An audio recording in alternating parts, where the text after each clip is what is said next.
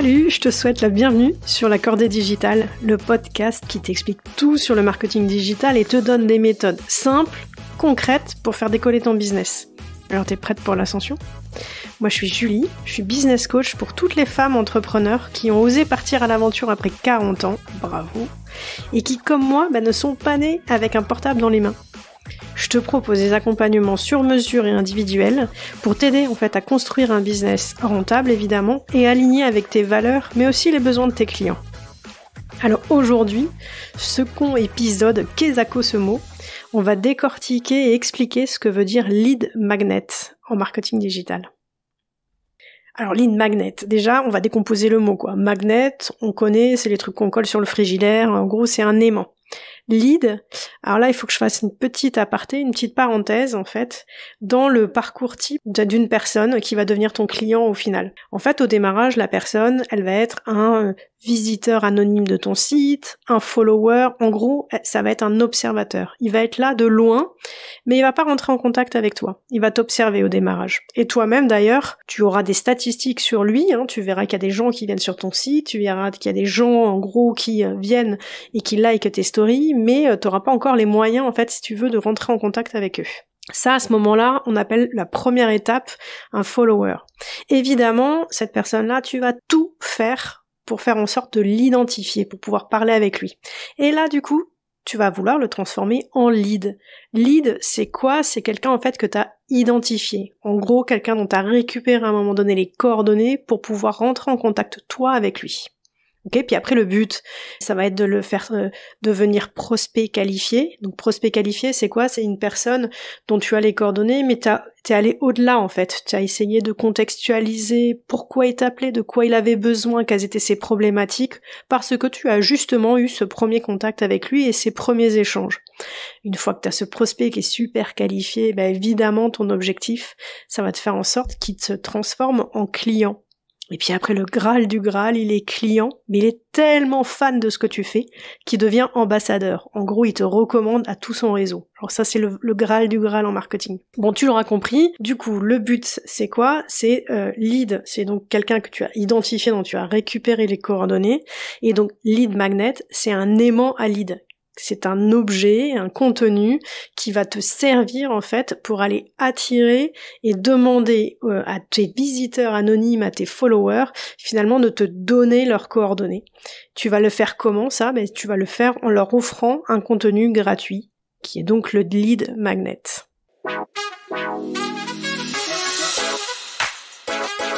Bon alors avant de te parler exactement à quoi correspond un lead magnet, déjà je voudrais t'expliquer en quoi c'est super important. Et il y a une tonne d'arguments qui font que le lead magnet c'est un outil fondamental pour tout entrepreneur. Alors déjà, tu offres de la valeur à tes clients. Donc tu fais avancer le client dans sa réflexion, il se peut qu'il ait même pas conscience encore du problème dont tu vas lui parler. Donc en gros, tu vas l'accompagner en fait dans sa maturité, dans la vulgarisation des problèmes, et puis tu vas peut-être même débloquer des croyances. Bref, tu vas l'accompagner dans son parcours qui va faire de lui un follower jusqu'à un client potentiel de ton business. Et du coup, forcément, vu que tu l'accompagnes, tu engages avec lui une relation de confiance. Bon, et concrètement aussi, le fait de développer un lead magnet, c'est que tu vas aussi gagner en notoriété et en image, puisque tu vas offrir de la valeur sur une expertise, en fait, qui correspond à ton marché et à ce que tu vends derrière. Donc on a tous connu ça, quoi, quand tu veux faire un achat important. Alors je sais pas, par exemple, un achat immobilier, mais au-delà de ça, un vélo de compète, un vélo d'appartement, une voiture, tu veux t'engager dans un régime alimentaire, tu veux t'engager dans une salle de sport, etc. Qu'est-ce que tu fais en premier ? Tu commences par te renseigner sur des blogs, sur les réseaux sociaux, et si tu tombes plusieurs fois sur des articles qui sont passionnants d'une même marque ou d'une même personne, forcément tu l'auras en tête plus fortement au moment de passer à l'acte d'achat. Par exemple, en B2B, je cherchais un nouvel outil d'emailing, je suis allée télécharger des études, des livres blancs pour essayer de comprendre à quoi sert un outil d'emailing, comment bien sélectionner le bon outil, etc., etc. Et quand j'ai été en train de sélectionner les prestataires vraiment à la dernière phase que j'allais interroger pour les mettre en compétition, pour l'appel d'offres, tu penses bien que le nom de l'éditeur du ou des livres blancs que j'aurais téléchargé dans mes premières étapes de réflexion, il aura beaucoup plus de chances en fait d'être retenu dans cette shortlist. Si j'ai trouvé le livre blanc super intéressant, forcément ça va être gage pour moi de sérieux, d'expertise, et puis tout simplement de présence à l'esprit. C'est-à-dire quand je vais me dire tiens il faut que j'interroge 5 personnes, les noms qui vont me venir en tête seront aussi ceux dont j'aurais téléchargé les livres blancs ou les autres articles. Tu donnes de la valeur à tes clients, tu gagnes en notoriété, en image d'expertise. Et puis ensuite, c'est l'opportunité, en même temps que tu récupères des coordonnées, d'en savoir plus sur lui, sur ton futur client. Alors évidemment, tu vas lui demander les questions classiques, civilité, le nom, le prénom, l'email, parfois certains se contentent de l'email, et tu pourras même aller jusqu'à demander, dans d'autres cas, l'âge, la profession. Évidemment, tout cela, tu peux le faire à partir du moment où la personne trouve que ce que tu vas lui offrir a de la valeur, et à partir du moment où elle va considérer que les questions que tu lui poses sont légitimes. Si tu offres un guide pour acheter un vélo électrique et que dans les questions de sélection tu lui demandes combien il paye en impôts, a priori la personne va se dire pourquoi il me demande ça, ça n'a aucun rapport, il trouvera pas ça légitime. Donc voilà, il faut bien doser. Mais c'est sûr que ça paraîtra beaucoup moins intrusif de laisser des informations en contrepartie d'un contenu à forte valeur ajoutée gratuit que quand on t'appelle au téléphone, bonjour madame Michu, je voudrais savoir combien vous avez de fenêtres et si le pare-brise de votre voiture va bien, ou je voudrais connaître le solde de votre compte CPF. À partir de ce moment-là, tu sais très bien que la personne, tu vas pondre des informations pour enrichir un fichier commercial qu'elle va revendre à 15 autres acteurs, et donc tu trouves ça forcément très intrusif, et tu ne vois absolument pas la raison pour laquelle tu aurais un intérêt quelconque à lui fournir l'information, ce qui fait que tu le reçois, cette personne et ses questions, beaucoup moins facilement et de manière agréable que tu pourrais le faire notamment dans cette technique du lead magnet. Alors attention, t'as envie de qualifier la personne, t'as envie d'en savoir un max sur elle évidemment, mais il faut faire super gaffe parce que il faut pas non plus demander 1 milliard de questions qui vont d'une part leur paraître peu légitimes, trop intrusifs, mais surtout trop longs. Si tu arrives sur un formulaire et que tu dois remplir le formulaire de la Sécu, forcément tu risques de perdre des gens au passage. Donc, essaye de te contenter des questions qui te paraissent être les plus discriminantes et celles qui auront le plus de valeur ajoutée. Dans quoi ? Dans la suite. C'est-à-dire, tu ne poses des questions aux gens que quand tu as un intérêt et que ça va être une matière hyper utile pour aller personnaliser tes messages derrière, pour aller personnaliser ta démarche commerciale. Si tu penses que demander l'âge, c'est hyper important, parce qu'en fonction de l'âge, tu vas proposer des produits différents, tu vois, ce genre de choses, évidemment, en fait, il faut les poser. Je te donne un exemple sur un marché B2B, c'est-à-dire pour les professionnels. Souvent, on voit en plus du formulaire, on pose la question de la raison sociale, le nombre de salariés, la fonction de la personne et même parfois l'intérêt pour le projet. Je reprends mon exemple tout à l'heure de solution d'emailing. Évidemment, si je suis directrice générale ou si je suis stagiaire dans l'entreprise, je vais représenter un intérêt plus ou moins important pour l'acteur qui vend sa solution d'emailing. Si je dis aussi que mon intention c'est de lancer une solution d'emailing dans 3 mois ou j'y pense pour dans 2 ans, forcément, je serai peut-être moins prioritaire dans les rappels si je dis que je veux le lancer dans 1 an que si je dis je veux le lancer là immédiatement dans 3 mois. C'est une question de priorisation d'action, mais aussi d'adaptation du discours. Si une personne me rappelle, forcément, si j'ai dit que je voulais lancer dans 3 mois, la personne va adapter son discours en étant très pragmatique, en parlant de la solution, en parlant de donner des conseils sur la façon de sélectionner un prestataire plutôt qu'un autre, etc. Alors que si je dis que je veux le lancer dans 1 an ou 2 ans, je suis encore beaucoup dans la prospective, dans le renseignement, et là, l'appel devrait être beaucoup plus informatif, mais très large, en fait, avec une notion de pédagogie, etc. Donc tu vois bien qu'en fait, ces informations, elles sont intéressantes, mais évidemment, elles n'ont pas de sens si tu ne les exploites pas derrière. Donc encore une fois, sélectionne bien les informations que tu vas demander dans ton formulaire en fonction de ce que tu en feras derrière. Bon, évidemment, je garde le meilleur argument pour la fin. Je t'ai dit que tu récupérais les coordonnées, et ça, c'est énorme, parce qu'entre autres, tu vas récupérer soit le téléphone, soit l'adresse email. Il faut que tu saches une chose, c'est que ces 2 canaux téléphoniques et email sont les canaux qui transforment le mieux en chiffre d'affaires et en clients. Aujourd'hui, on le sait, statistiquement, tu as 5 fois plus de chances de convertir via une séquence d'emails que via d'autres leviers comme le référencement naturel ou par exemple les réseaux sociaux. Et puis après, l'autre truc, c'est que t'arrêtes d'être dépendant, en fait, d'être passif et d'être dépendant notamment des réseaux sociaux. Si demain, t'as une super communauté, t'es hyper fier, tu t'es arraché pour avoir, je sais pas, 100, 200, 1000 abonnés, et que tout d'un coup, pour une raison X ou Y, et je te jure que ça arrive, Instagram te coupe ton compte, tu perds du jour au lendemain ces 1000 contacts. Et ces personnes-là, tu peux pas les recontacter. Il y a qu'eux qui peuvent te recontacter. En fait, en gros, t'es en mode passif. Et je t'assure que ça arrive. J'ai eu plusieurs fois des exemples de comptes Instagram qui étaient pas ceux de méga gros influenceurs, qui étaient pas des gens qui avaient, semble-t-il, triché ou gonflé avec des faux abonnés. C'était des comptes avec des vrais contenus, avec une communauté qui semblait super engagée. Et du jour au lendemain, ces personnes-là, elles ont perdu leur communauté.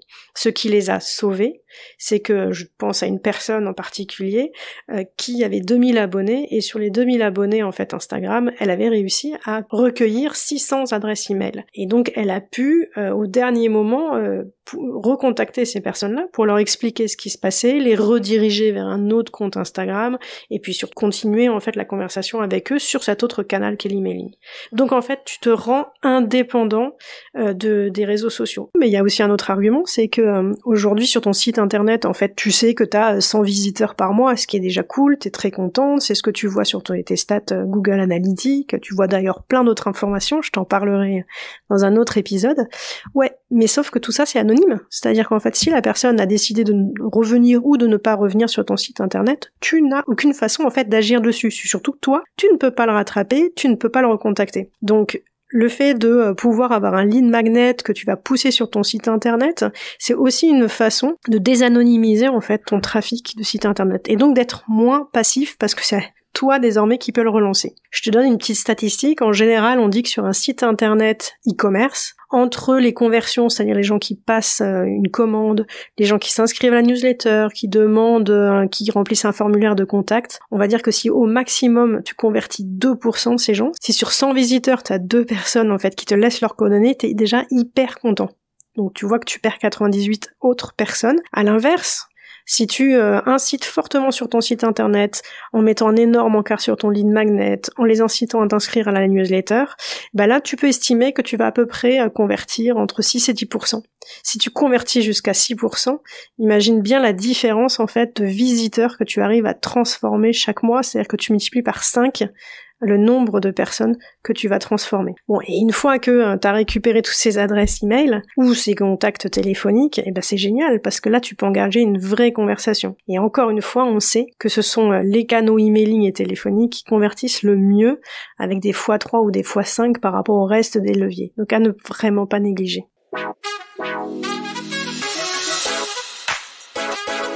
Alors ok, j'espère que je t'ai convaincu sur l'intérêt et le côté indispensable de développer un lead magnet, un ou des lead magnets d'ailleurs. Ok, mais super, merci Julie, mais alors du coup, comment je fais ?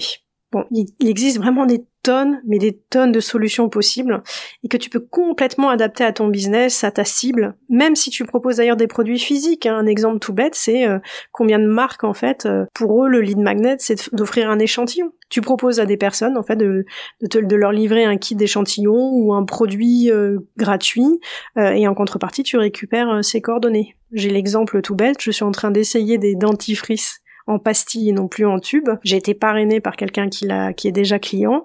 Donc maintenant, la marque a mes coordonnées et donc va m'offrir un échantillon gratuit de ses produits. D'une part, ça leur permet de me faire tester le produit et de me convaincre de devenir cliente payante. Mais au-delà de ça, ils ont surtout mes coordonnées, donc ils vont pouvoir me relancer régulièrement pour savoir ce que j'en ai pensé et pourquoi j'achèterai et qu'est-ce qu'ils ont comme différents produits à me proposer et me rappeler tous les avantages, etc. etc. Alors, évidemment, ce qui était important pour moi quand j'ai fait ce listing-là, c'était de te pousser plein d'idées pour que tu puisses te dire, tiens, il y a plutôt ça qui me paraît adapté à mon business, à ma cible, mais aussi à ce que j'ai envie de faire, ce sur quoi je me sens capable, parce que parfois, tu n'as pas envie de faire de vidéos ou des choses comme ça. Bon allez, c'est parti pour ce listing. Il y a un premier grand groupe en fait de lead magnet, on va dire, c'est celui qui délivre de l'information.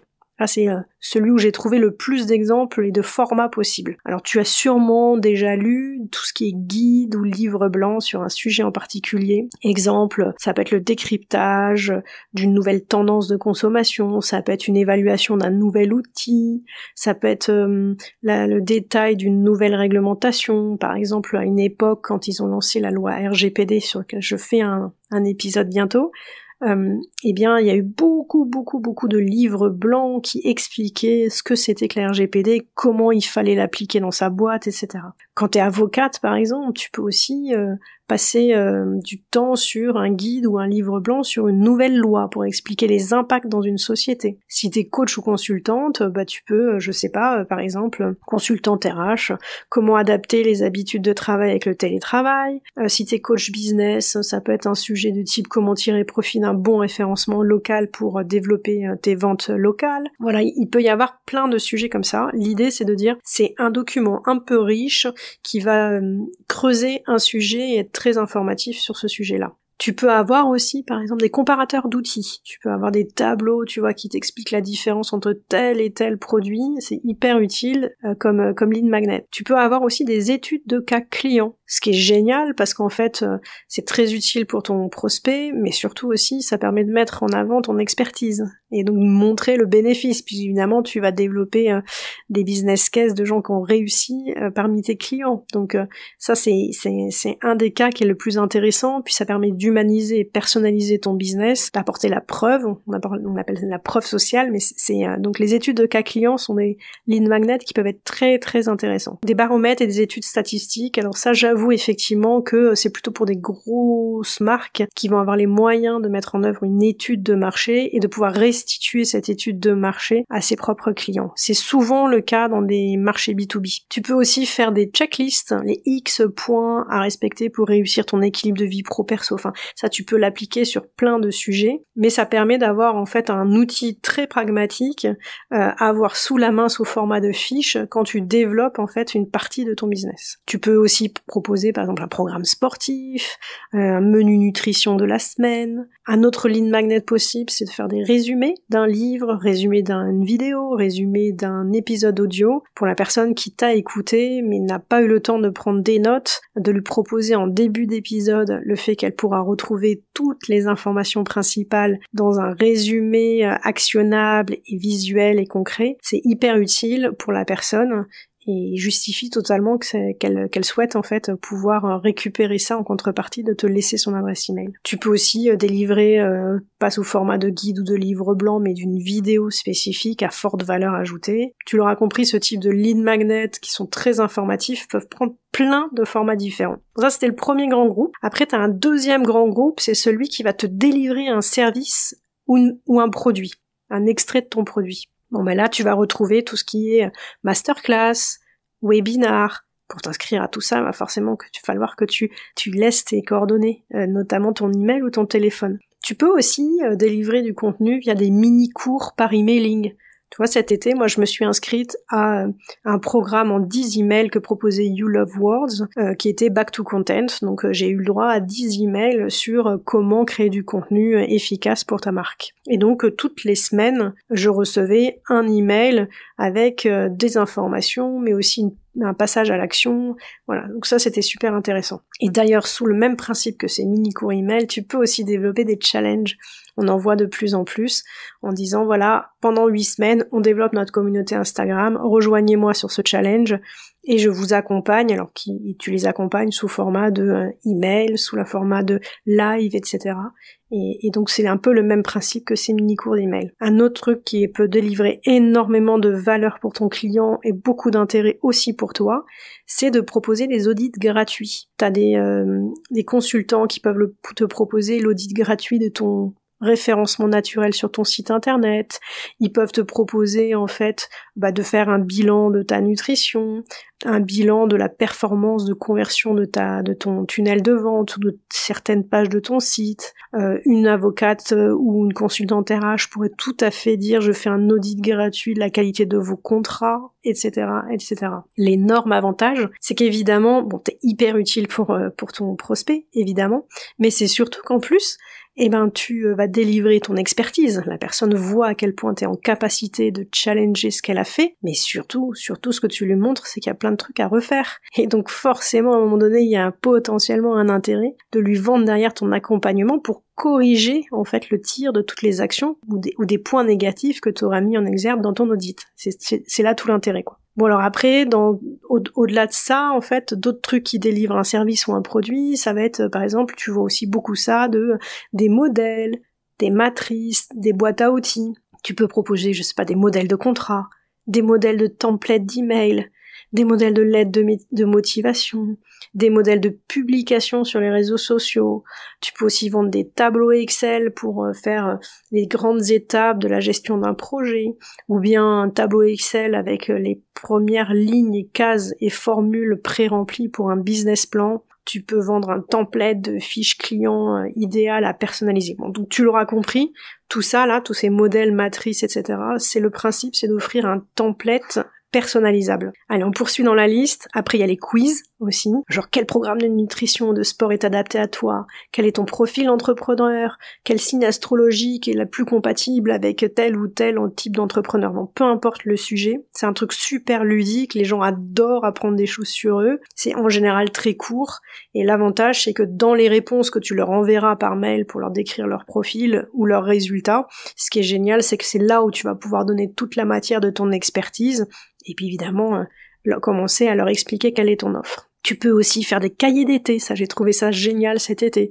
Pourquoi pas moi, qui est un podcast, mais aussi tout un programme en fait de reconversion et d'aide à la reconversion, qui proposait en fait des exercices ludiques à faire sur la plage pour découvrir quel était ton énergie, quelle était ton envie de boulot, quelle était... Enfin bref, je vais pas te décrire en détail, je pense que c'est encore disponible et que tu peux t'inscrire, mais c'est super parce que effectivement c'est une façon d'être dans la thématique en fait, évidemment de ta cible, et tout en faisant quelque chose de ludique par rapport à la période. T'as aussi des calculateurs, des simulateurs, tu vois vachement ça dans les prêts bancaires, dans les prêts immobiliers, tu vois ça aussi dans les prix de vente d'un appart immobilier, bref. T'as aussi, pour dernier truc, un cadeau. Donc ça peut être par exemple un échantillon gratuit, j'en ai parlé au tout démarrage. Quand moi je bossais dans l'imprimerie, on offrait en fait un kit d'échantillons gratuits de papier, de finition, etc. en contrepartie évidemment des coordonnées de la personne. Et nous, ça nous permettait de montrer en fait la qualité de ce qu'on proposait en termes de services et de produits. Et puis on récupérait par là même en fait des coordonnées de prospects qui étaient forcément fortement intéressés, puisqu'ils faisaient l'effort en fait d'aller nous demander ce kit d'échantillons. Je sais pas si vous en souvenez, en fait il y a quelques années, il y a eu une carte postale interactive en fait Noël, où tu renseignais en fait les différentes informations de ton enfant, son prénom, son âge, je sais plus, il y avait plusieurs informations, et en fait derrière tu récupérais un lien avec une vidéo, et la vidéo c'était le Père Noël qui parlait à ton enfant mais de manière hyper personnalisée. J'ai appris que cette année tu avais été très fort à l'école, ou j'ai appris que cette année tu avais été très gentil avec ta sœur. Donc tu pouvais personnaliser le message, tout était enregistré et t'était renvoyé. Le truc a tellement cartonné que je me souviens que les serveurs étaient saturés, on avait du mal à accéder au truc. Voilà, tout ça pour te dire qu'à mon avis, à cette occasion-là, ils ont dû récupérer un max de coordonnées, et en plus par là même, ils ont quand même récupéré le nombre de personnes qui étaient dans ton foyer, l'âge de tes enfants, etc. Donc aujourd'hui, ils savent très bien que mon fils, il a 18 ans, qu'il a sûrement besoin d'un portable, d'un truc internet, et que peut-être bientôt il va déménager, il aura bientôt besoin de sa propre box internet, tu vois le truc. Donc en fait, ils ont fiché une énorme quantité de personnes. Je trouvais que l'opération était vraiment incroyable. Donc ça, typiquement, c'est un lead magnet. Bon, on a fini sur le deuxième gros pavé qui était offrir un service ou un extrait et un échantillon de ton produit. Et puis après, le dernier grand groupe, c'est des supports qui sont plus interactifs. Là-dedans, tu vas retrouver offrir un rendez-vous stratégique, offrir 1 heure de coaching gratuit, proposer un rendez-vous de démonstration d'un produit, etc., etc. Donc là, tu vois bien qu'en fait, directement, ce que tu offres, c'est un échange avec toi sur un sujet particulier. Donc ça, c'est vraiment des choses qui sont super intéressantes, qui ont une très grande valeur, parce que ton temps est précieux, donc assez limité, je dirais, en termes de quantité possible de recrutement, puisque imagine bien que pour recruter 1000 adresses email, il voudrait dire que tu fasses 1000 rendez-vous stratégiques. Donc ça, c'est plus problématique et beaucoup moins massif en fait que tous les autres exemples que j'ai pu te fournir avant. Néanmoins, c'est quand tu es dans une démarche de très très haute qualité, avec du coup un effort pour toi hyper important de ciblage en amont, c'est-à-dire que il faut t'assurer en fait que les personnes qui accepteront le lead magnet et donc prendront rendez-vous avec toi sont déjà des prospects qui sont très très très très chauds. Donc typiquement des rendez-vous stratégiques, 1 heure de coaching gratuit, c'est potentiellement des lead magnets que tu vas proposer sur des ultra fidèles de tes comptes réseaux sociaux, que tu vas proposer à la suite d'un webinar, etc. Tu vois, parce que là, du coup, tu sais déjà que tu as déjà filtré sur une population qui t'est fortement acquise.